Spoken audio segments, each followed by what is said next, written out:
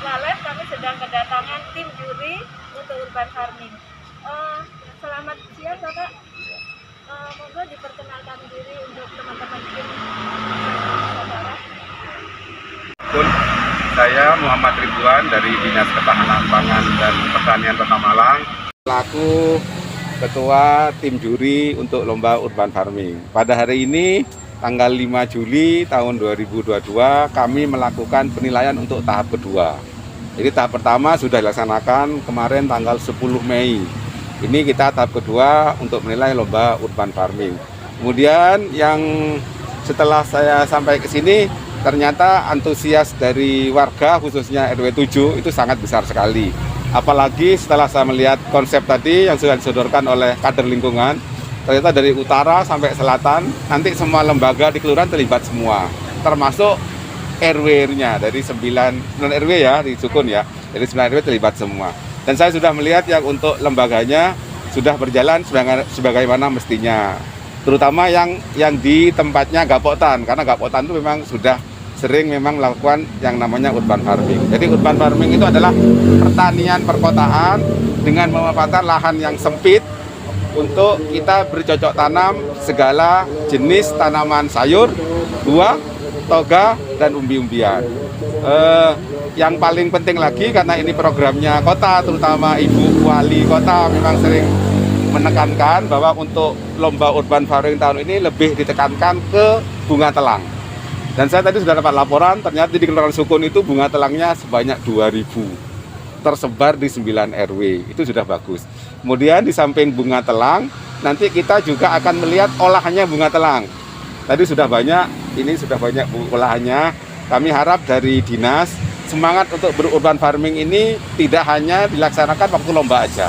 Jadi ini terus berkelanjutan, sustainable. Jadi saya harapan kami dari dinas, tidak hanya di sini, mungkin di sekitar sini, sekitar RW 7 ini melaksanakan itu yang namanya urban farming. Karena urban farming manfaatnya sangat besar sekali, terutama untuk ketersediaan pangan.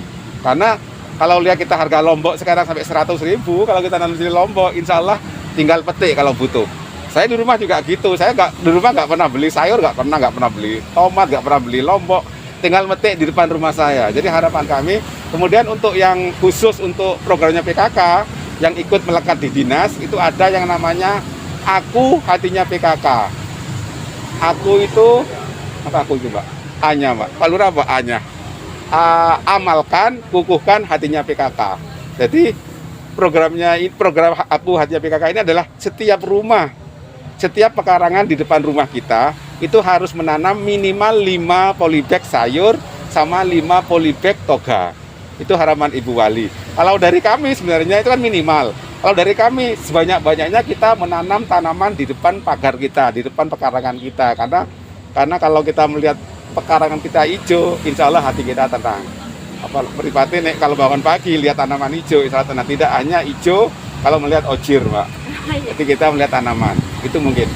Jadi tujuannya untuk kegiatan ini sebenarnya untuk masyarakat agar bisa mandiri untuk secara berkelanjutan untuk menanam itu ya Pak, untuk kebutuhan-kebutuhan pokok masyarakat di kota seperti itu. Betul. Jadi tujuan sebenarnya ada 3. Satu untuk ketersediaan pangan. Jadi kalau kita butuh sayur, butuh buah, kita tidak perlu beli.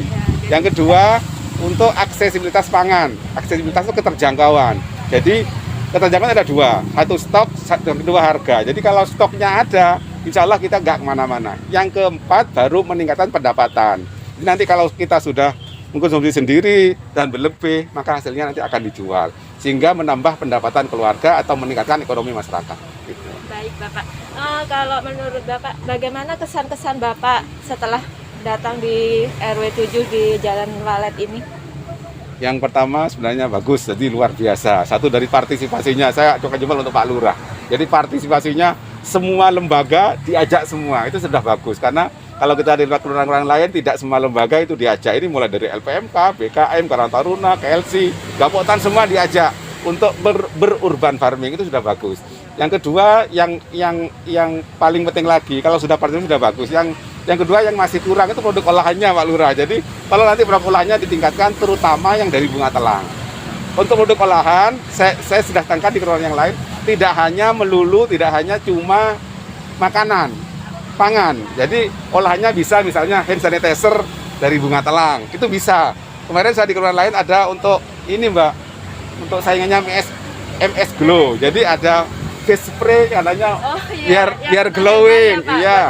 Iya, itu bisa. Jadi nanti tolong harapan kami tidak hanya melulu di pangan. Jadi kalau bisa yang untuk produk kecantikan juga boleh, kesehatan juga boleh. Mungkin itu Mbak. Baik Bapak, terima kasih sudah bergabung dengan tim Nukus siang ini. Selamat siang. Demikian tadi bincang-bincang kita dengan Bapak Muhammad Ridwan, ya Pak, dari Dinas Ketahanan Pangan Kota Malang yang sekaligus menjadi tim juri di urban farming di Taman Walet Kelurahan Sukun Kota Malang. Selamat siang, assalamualaikum warahmatullahi wabarakatuh. Salam informasi.